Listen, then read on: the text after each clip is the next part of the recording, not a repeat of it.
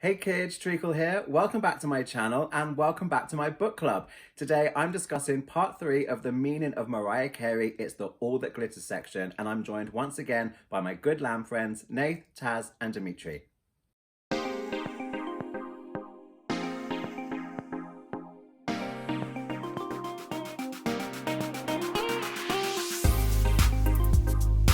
Okay, let's get these boys in the room. Who's first?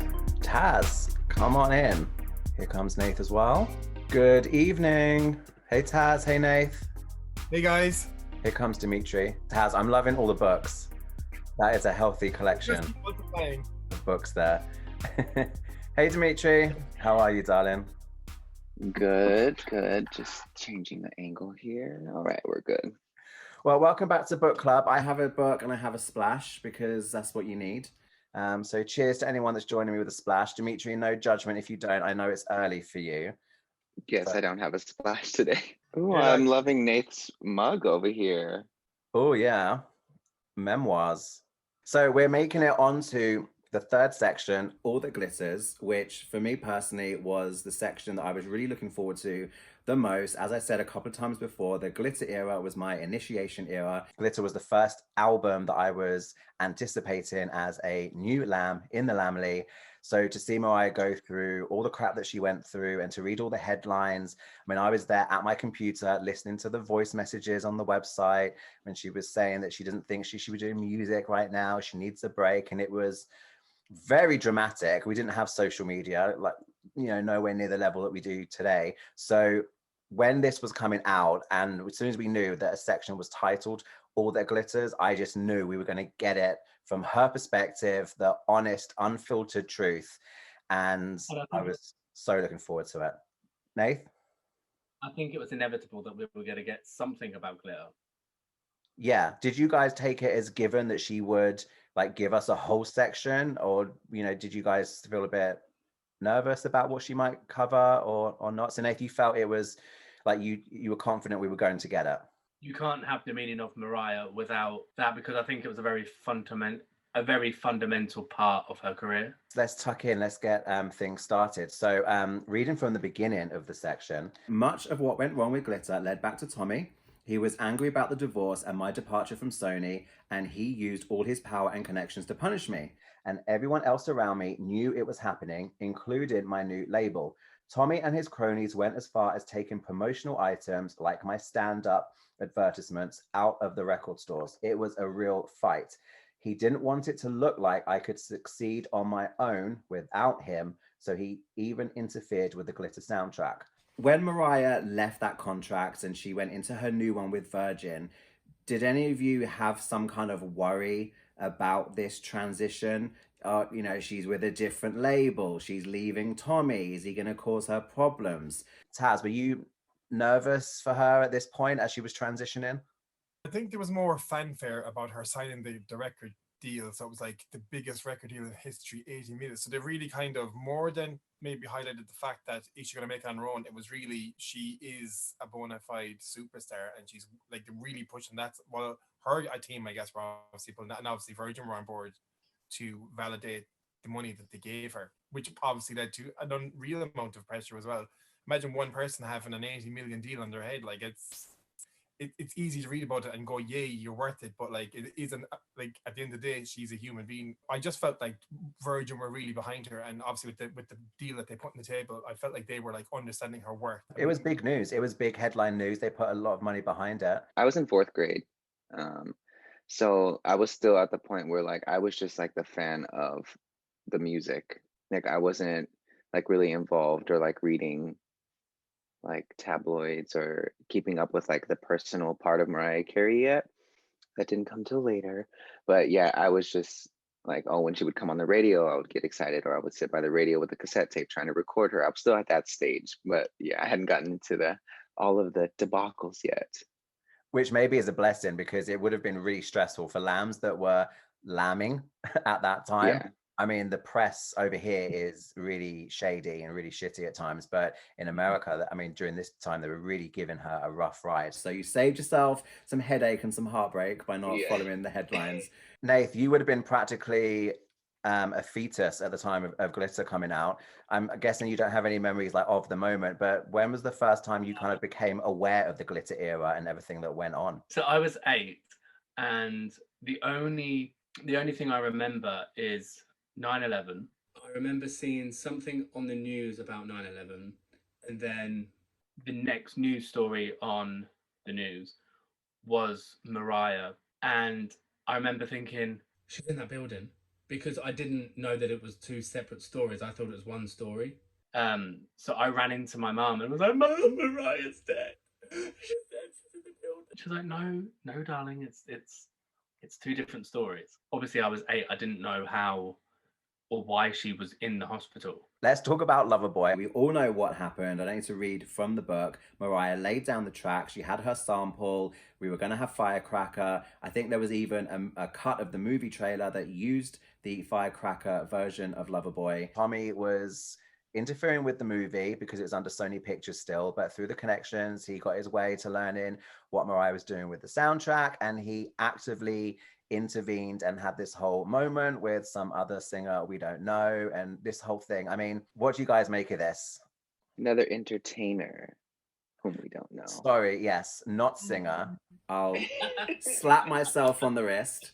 Entertainer, not singer. Thank you for the correction, Dimitri. Do you think it hurt her having to go back in and re-record and change the sample? Nayth, you're nodding along. I think it would have incredibly hurt her, because it's just the same as, imagine if you, Matt, had locked down somebody to appear on your channel, and then suddenly I was like, oh, actually, I'm going to use him, and I put him on my channel, like, before me. or even vice versa. If I'd locked down, say, I don't know, like Brian Tanaka on my channel, and then suddenly Brian Tanaka appeared on your channel, I'd be like, I don't know him. He's just another YouTuber. Mariah is well in her rights to give her a hard time because she's a thief. There's no other word for her. How much do you think someone like that being put in that position, this other entertainer, is a pawn and being used and told what to do versus, you know, actively conniving? It's like 50-50. Yes, I really want to be part of that. Sign me up for it. Because that's an interesting side of the equation I don't think rarely gets discussed. And it's a delicate issue. I don't want to put any noses out of joint either here nor in the comments. But that's something I've always wondered, because it wasn't just the use of the Firecracker sample. There was the whole If We, I'm Real, you know, the formula of that song. So I'm like, was this other entertainer an active part of this? Well, I would imagine, especially being under Tommy and his control and his power and mind and all of that, I would imagine somebody to her stature wouldn't have any sort of say at all. Not to say that if I were Mariah Carey, I mean, I would still be pissed and have, you know, a bad taste in my mouth. I find that quite easy to believe, because it's not as if it's someone who's there creating their own music and writing their own songs. It's someone that is being handed music and told what to sing and told what's going on their album. So I always found that quite easy to believe, rather than that person having an active part. And I wonder, after it came to light what had happened, whether they're pissed off. Like, how dare you use me like that? I think that other person was up and coming and can see the star that Tommy can create, I guess, or help create or help push into the stratosphere. And I mean, they're going to do anything, and they know what Tommy can do, I guess. I suppose what I have the issue is that all these years later, she's not depending on anybody. You know, she has her name that she could come out and set that record straight, and I would respect her for that. But look, I mean, that person now is, you know, they probably still respect Tommy and everything like that. They probably don't want to, you know, rub him the wrong way, but at the end of the day, they should, at the end of the day, for decency's sake, put the record straight, and that's the end of it, you know? I love her song about being from the block in quite a rebel-y way. Like, I'm like, oh, I shouldn't really be listening to this, but I love it. Where's the eject button? How do I kick someone out of the meeting? For me, my truth is that that artist has had some catchy songs, because a lot of people get given some catchy songs. I don't have anything on rotation. I've never taken any personal offense. I just don't invest time or effort. For me, my love and connection with Mariah is her musicianship and her songwriting and her vocals. That's what I'm looking for. That's what I get served, and I'm not getting that from other people. Obviously, I have a bitter taste in my mouth because I have so much love and respect for Mariah and what she went through. Had there been a raising of the hand at some point further down the line and go, I didn't know, and when I found out, I felt bad, I felt shitty. That moment's never happened publicly nor privately, I believe. And it is what it is. I'm not looking for that. I don't need that. We don't need that. Mariah doesn't need that. She rolled her sleeves up, went back into the studio, reworked more of her magic, and gave us the candy version as opposed to the firecracker version. Let's do a quick lap on that note. Taz, candy or firecracker? Which version of Loverboy? It's the candy because I've always loved Loverboy as a song, but I think I've just more affinity to that one. Just like I guess I've listened to it for 20 years now, so that's just for me the one that sits better with me. Nayth? Candy. Definitely candy. I just think it's the better version. If it was the other way around, like if the question was, oh, so we've recently got the candy version, like that entertainer stole the candy sample. I can imagine the candy one being very confusing if you're used to the firecracker one. My version is the candy version, same as I'm hearing from you guys. It's because it's what we have grown attached to for 19 years. My thought with the comparison is I find the chorus in the firecracker version more accessible. And Dimitri, I think you just hit it on the head there, because I think if we had firecracker and we only just got the candy version, that interesting idea that Nayth just suggested, I think we would find it confusing because it's very, very busy. My trouble with the candy version was trying to find the beat, trying to find the melody, trying to find the lyrics within the chorus. I was like, this is not exactly a dream lover, fantasy, honey, heartbreaker. It's not as accessible. And then when I heard the firecracker one, like you can just hear the vocals, you can hear the lyrics more. And I was like, that just makes more sense with her usual lead single formula. But that being said, I just love Cameo. So I love Candy. I love Word Up. I love their work. And I think Candy, she really had fun with it, and that translated across to the video. So it's a consensus. We all love the Candy version. Can I just say though, I think Loverboy, the new version we got with the old version, the original version with Firecracker. The new old original version, that one. Pretty much, it's getting confusing, and this is not. I think if we heard that like 20 years ago, we would have thought that was groundbreaking. Like it's got a new beat. This beat is kicking in. I think it's hard to listen to something 20 years later and then see it groundbreaking today. Do you know what I mean? Yeah. We'll never know how we would have received it in 2001. Now in 2020, it's just awesome that we got it in 2020. I think that takes some balls to put it on the rarities, and yeah, I love that so much. Following the narrative in the All That Glitters section, I want to skip ahead now to the point where Loverboy is out. It's only number 2 on the Billboard Hot 100. People are losing their shit, and Mariah decides to come up with her own initiative. So she comes up with this idea to appear on TRL. Taz, what's your first memory of TRL? First of all, there was no YouTube, so there's that. I remember thinking it wasn't that big of a deal. I was like, this is not that over the top. Like, it's not that deep. Like, why is everyone making out that it's a big thing? You have this like narrative put in your head, like it was crazy, she stripped, it was whatever. And then it's there on YouTube and you can go and look at it now. Anyone becomes a lamb in the last however many years, they'll hear about it, they'll see about, they can go and look at it for themselves, and they have that, a lot of them have that same reaction as you, Taz. Like, she's just playing things up. She's just having some fun. Dimitri, do you have a memory of like first discovering it or hearing about it or seeing it or anything? I'm the same as Taz. I remember just being like, what is the big deal about it? Actually, the very first time I watched it, I took something positive from it. I didn't think it was out of the ordinary at all. I kind of thought it was part of TRL. But when she said something about like boys can wear this too, like I was at a point in my life where I was like, oh, Mariah Carey just said that boys can wear like a purple, you know? So I mean, why didn't that make the headlines and take off? They had to turn it into something it wasn't. The bit that I find more, I think distressing might be a little bit too dramatic, even for me.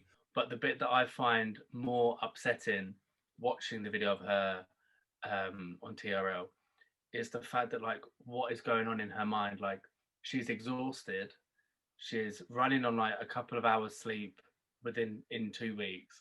She's going through a lot mentally. I think up to that point in her career, everything was so constructed and she was portrayed a certain way. She wasn't even allowed to say stuff off the cuff. To be people at the sides going, no, cut, don't talk about that. I think it was just her going, you know what, to the industry, I'm going to be me. I'm going to have an off the cuff moment. I want to come on TRL. My even team probably don't even know I'm doing this. Who cares? Let's have a moment. And I think people just were like, oh, this is not the standard in Mariah's world. So I think that was raising eyebrows at the time. It's So not the perfectly poised, statuesque Mariah that we have known. And I think, like Nate said, she's running on little sleep, bit erratic. Like, if you haven't had a full night of sleep and you're, pumped up full of coffee, you got to get through the day and you're trying to go through your day at 100 miles an hour, but you're doing that on camera in front of people. It's just.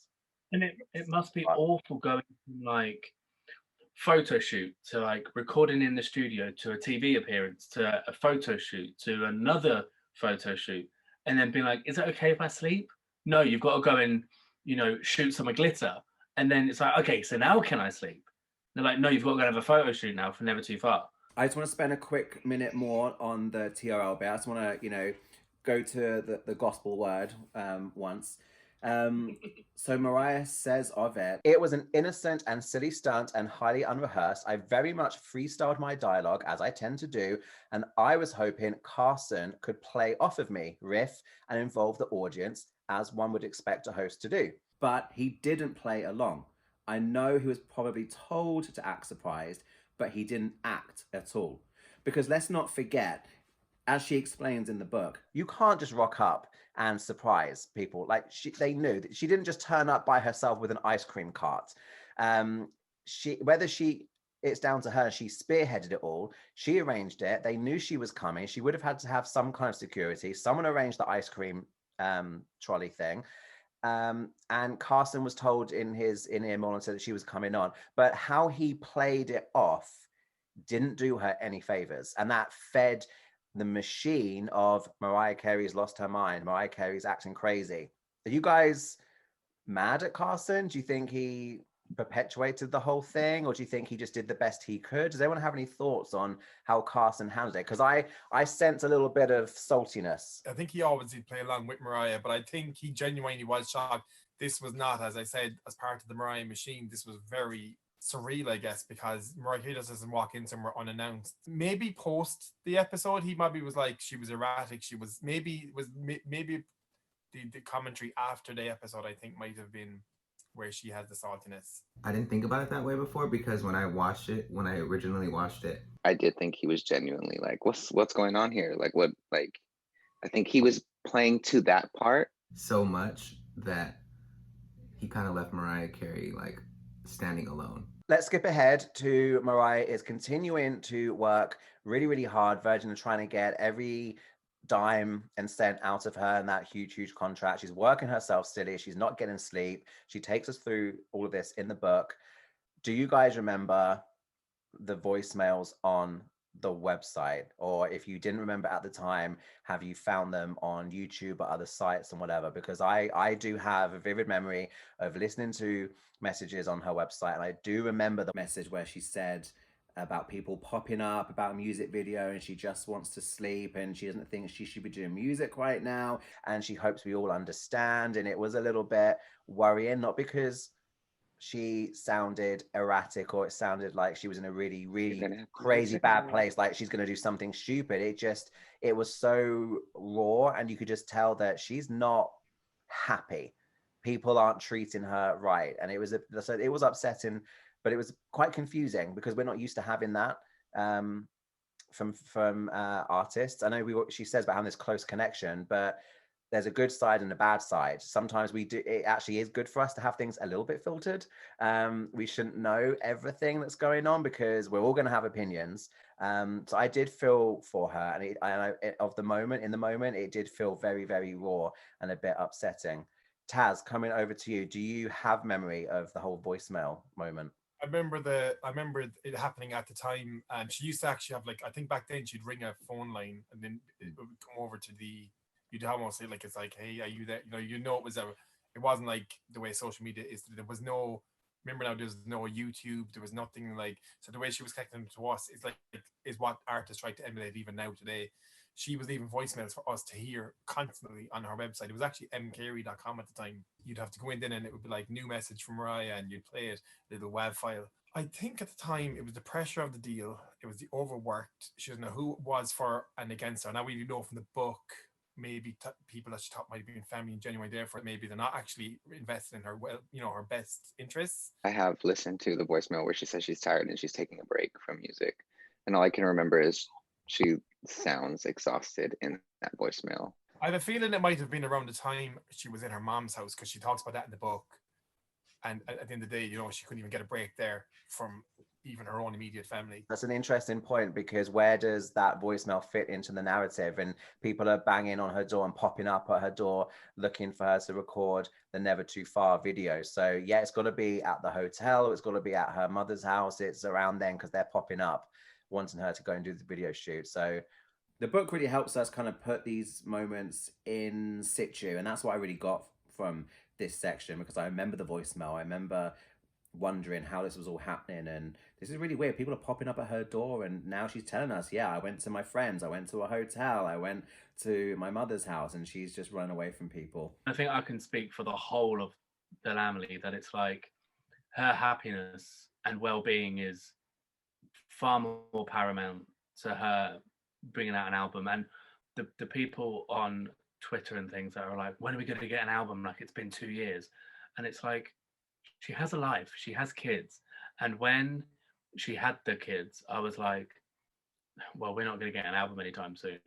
And then I was like, I don't want an album anytime soon. I want her to be a mother first. And I think the kids should come first. Let's move on with the narrative as Mariah presents it. We have this interesting sidebar, because she mentions about Morgan and how she put trust in her ex-brother Morgan in this moment to take her from the hotel back to her mother's, and then after that to these facilities that were not spas as he was presenting them. And she gives us this flashback to when she first signed her contract and she got called back to the shack. And do you remember the story that she was telling about the ex-husband of her mother's that was going to cause some trouble, and for $5,000 I can make it go away? She says, in less than 10 minutes in the shack, I was back in that familiar storm cloud of fear conjured up by my brother. I certainly didn't need convincing that this man was a horrible person, the ex-husband, but I couldn't understand why my mother and brother dragged me back here to talk about some alleged threats from her terrible husband. I had just signed my first record deal. I had just pulled myself out of this crazy, scary family drama. What were they even talking about? Why were they doing this? Why was I even there? So I think that's a really interesting story to kind of just give us even more confidence in understanding and knowing that they do see her as a cash cow, or an ATM machine with a wig on, as she jokingly called herself. Like, she just signed her first deal and they're trying to get $5,000 out of her.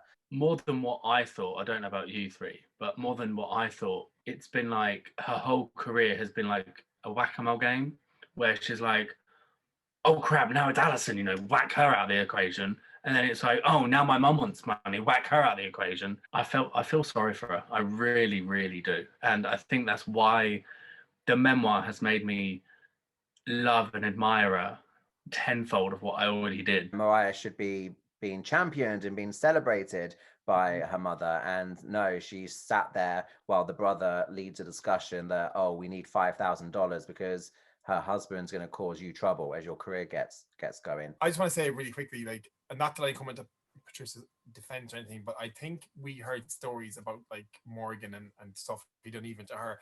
I personally think she wouldn't speak out against him because probably a fear factor in there.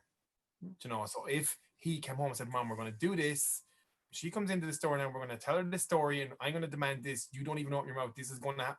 She was probably like, I'm not going to get slammed against the wall again. So, whatever it's easy. Like, I just want to say that, like, it's easy for us to say she did this, and they put a mother hat on and said this.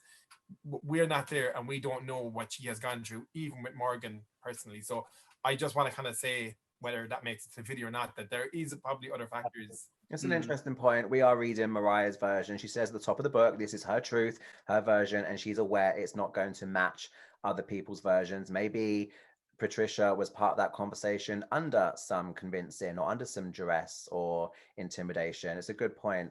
Dimitri, what did you make of this story, this flashback moment we have, and this urgent need for $5,000 to shut the husband up? I feel like when it comes to Patricia and Morgan, I feel like she's a mother who puts her son on a pedestal that is far too high. You know, a mother that just, their son can do no wrong.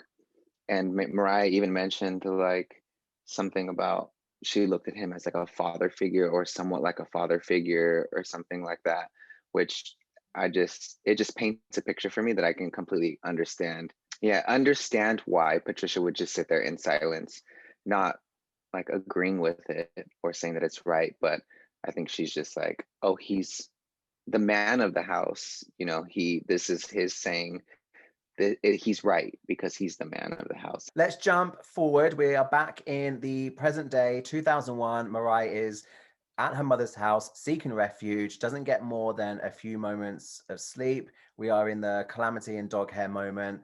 Patricia comes into the room, wakes her up. We have this big dramatic scene. Mariah is quite honest, says that she lost her cool, she lost her shit. We all understand why. We're all team Mariah, and we have the whole moment of Mariah openly mocking her mother and having the whole, I did the best I could, I did the best I could, and kind of throwing it all in her face. And her mother's reaction is to call the cops on her. Mariah says, at that point, I didn't even contest it. Getting in the police car was a more appealing option than staying in this house, which, by the way, I own.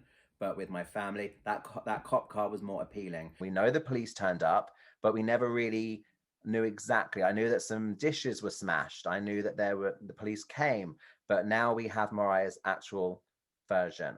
Dimitri, I'm going to come to you first on this one. What do you make of Patricia calling the cops, how that scene went down, the image of Mariah in the police car? What do you make of it all? We need one of those every episode. every episode. I've already fought Patricia Morgan and I even forgot her name already. Allison, there you go.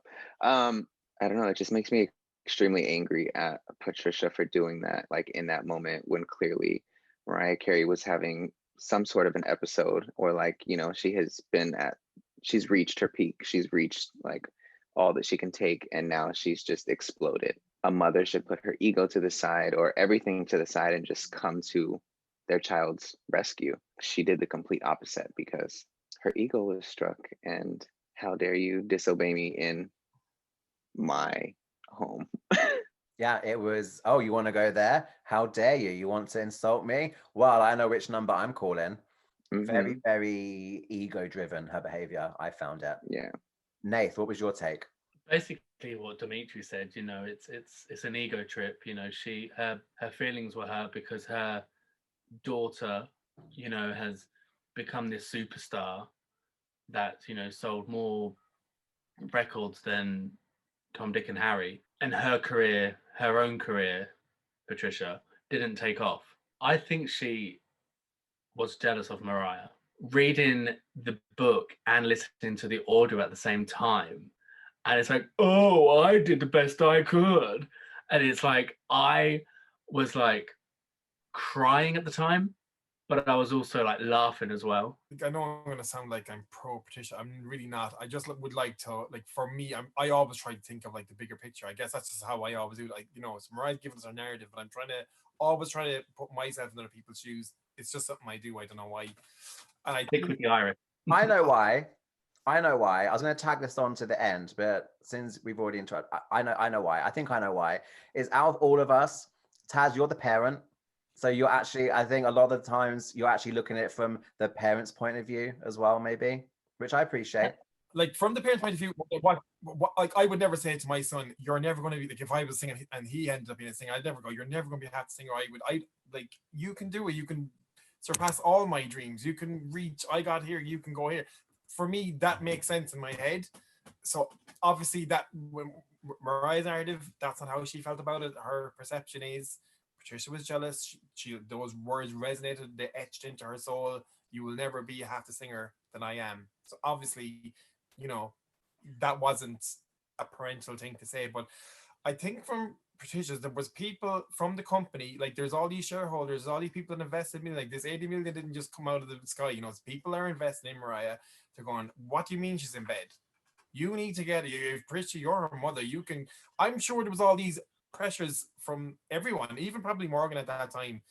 So I'm just trying to put myself in people's shoes. I'm thinking, it's not like Mariah, get up there and do the video. There's people, there's all this, as she says, calamity about her having to get out of the bed and record some video that's supposed to be going on. There's an 80 million deal on the table, like. But Patricia should have said, no, Mariah needs a minute. She's at her wit's end. She's literally on a bed in my house. This is unheard of.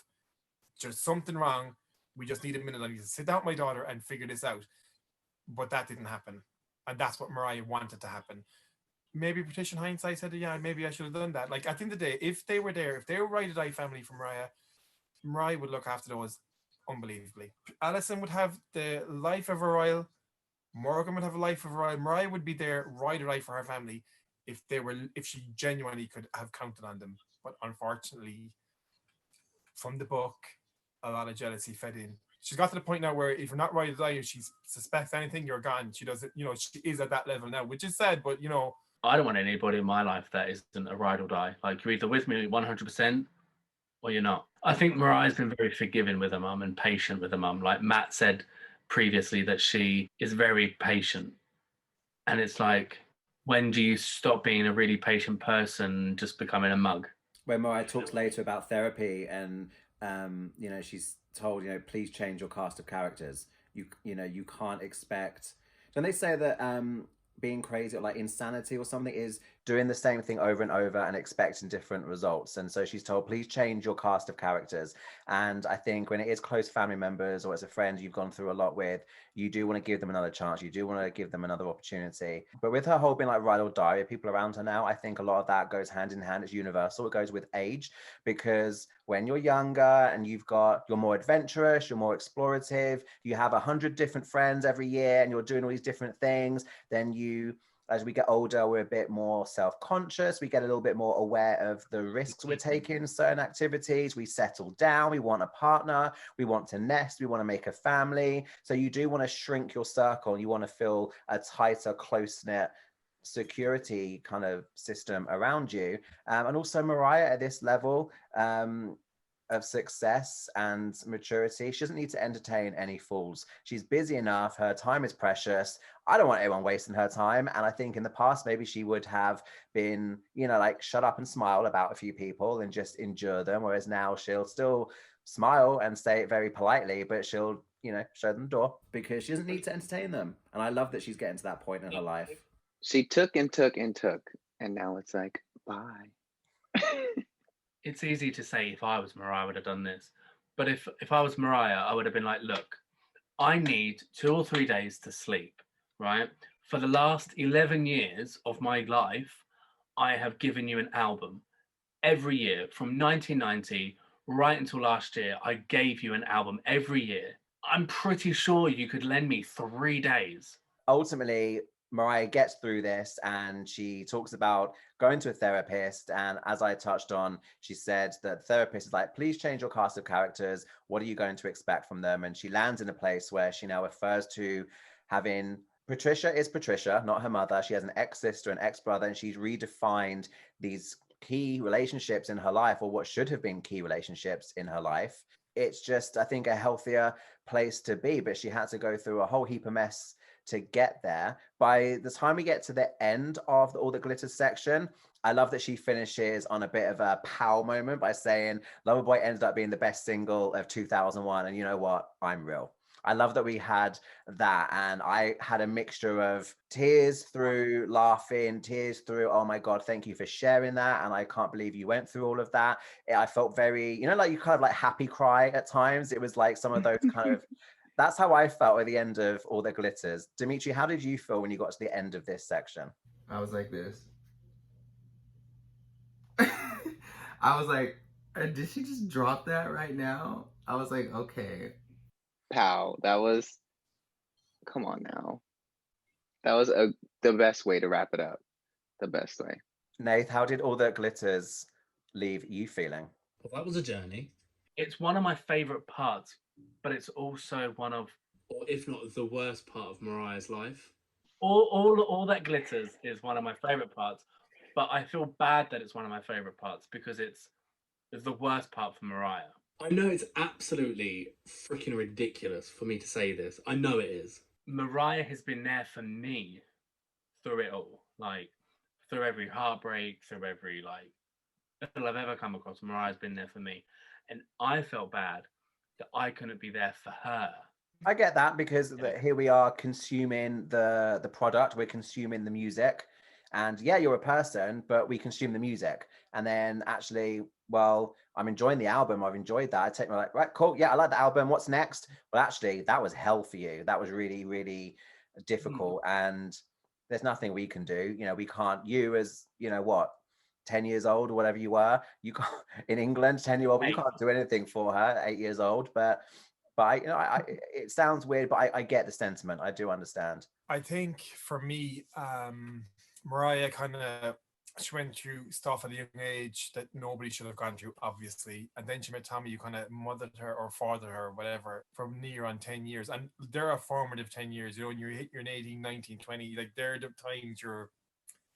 And then she was thrust out on her own again because of her situation. Obviously, she's back. She's now vulnerable again. So I think she had to grow up again really fast at that point. So she gone through tough times.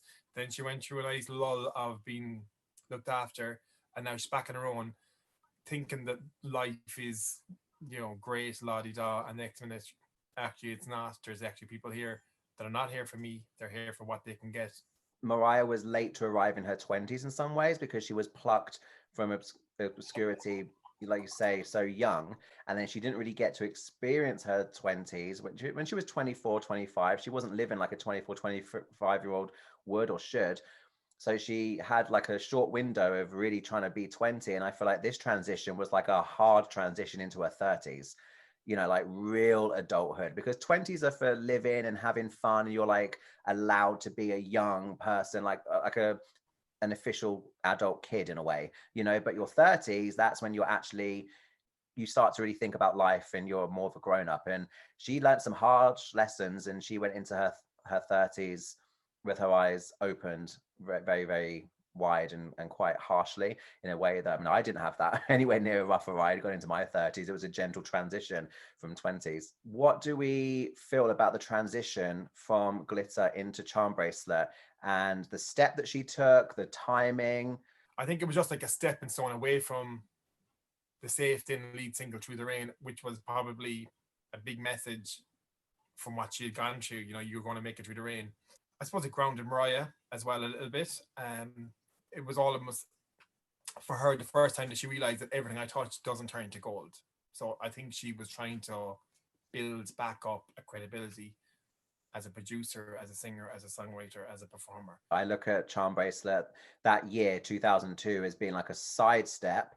And then she ascended and she, transcended with Emancipation, and she carried on climbing after that. Charm Bracelet was a sidestep. And I get why Through the Rain was the lead single. It wasn't her nominated choice, but they wanted her to have this comeback moment. She's like, I get it. You need me to go on Oprah and sing Through the Rain and explain what happened. And I think she was very gracious and, again, patient and understanding. She has to, okay, they like to tear people down, but you know what? They also love a comeback story. So I've got to call, let's go through the motions. Nayth, what was your take on the whole Charm Bracelet, era? Do you think the timing was right? Was it too soon? What do you think of it all? I don't mean this in a bad way at all, okay? And I think I may have said this during our festive weekend. Mumsy. She was dressed mumsy. Like, when I think of like your average 2000 mum, it's a denim long dress down to your ankles, blouse or like a cardigan, and like curly hair. Like, I love her Charm Bracelet era hair. I love the Charm Bracelet era. 2002, she's still singing glitter songs at the top of the year, but by the end of the year, we have a whole new album, and this whole representing herself to the media. And this is the Mariah they have in their mind. This is the Mariah that they are remembering being the butt of jokes on Late Night and Letterman and all the rest of it, front page of tabloids. And then at the end of the year, she's in full glam, looking a bit mumsy, maybe, in Nayth's opinion, singing Through the Rain and trying to represent herself, reintroduce herself. And just, that's not easy. It's a difficult thing. And I at the time, I was not like, how successful is this? This is really hard. I mean, this is the first time that I met her was Loverboy, and then second times was Rain. Very, very different times in her career, and she was always working really, really hard. I just felt like she was on an uphill battle coming back with Through the Rain and trying to get everyone to, you know, take a new album and, you know, take a new Mariah Carey album. Dimitri, do you have memories of like the transition out of Glitter or the build up to Charm Bracelet, or just looking back, what are your thoughts on there was Glitter and then a year later we have Charm Bracelet? Like, I don't remember much from like the transition part from Glitter. It's all kind of like just the same for me, like, because I wasn't, like I said, I wasn't keeping up with like the tabloids and stuff, so it was just like Glitter music. And then I remember like hearing Boy on the radio and then really liking that song, but I was still like young and just only like, oh, a new Mariah song, a new Mariah song, a new Mariah song. So I wasn't really familiar with the transition. But I do remember specifically for the Charm Bracelet era, there was this like promo video for Through the Rain. I think she's in Capri, she looks gorgeous.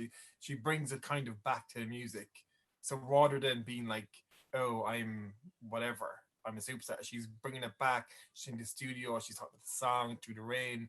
There was like, I remember there was like panning into this like cave, and it was kind of like she's kind of done that a lot since, bringing us on the journey into the music side of it. And even like she might even just post a picture of her at the recording studio, but that wasn't something that was kind of done back then. So I think when she has something that she's really excited about, she likes us to know. So that was All That Glitters. That is the third section of the book. Next time we sit down, we're moving on to the final section, Emancipation. There's a lot of material to cover there because Mariah kind of throws the kitchen sink and everything at it. Dimitri's already there smacking himself in the eye with the book. He's keen to get on. We will be back very soon with Emancipation. But in the meantime, guys, thank you so much. I really enjoy these book club sessions. I will see you again for the next one. Cheers. Bye.